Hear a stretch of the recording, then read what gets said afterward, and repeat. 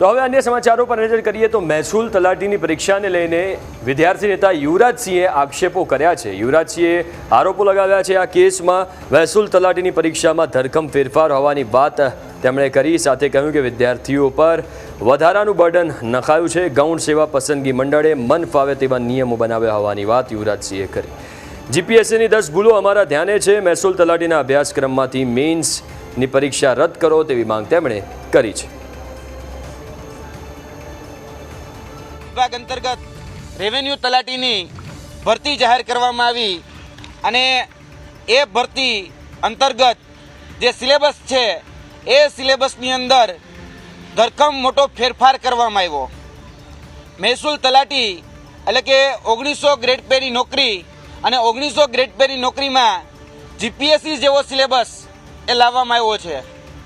Prelim પણ લેવાની છે, મુખ્ય પરીક્ષા પણ લેવાની છે। એમાં પણ ગુજરાતીનું પેપર, અંગ્રેજીનું પેપર, સામાન્ય અભ્યાસનું 150 માર્કનું પેપર, એ રીતે આ સિલેબસ એ સેટ કરવામાં આવ્યો છે।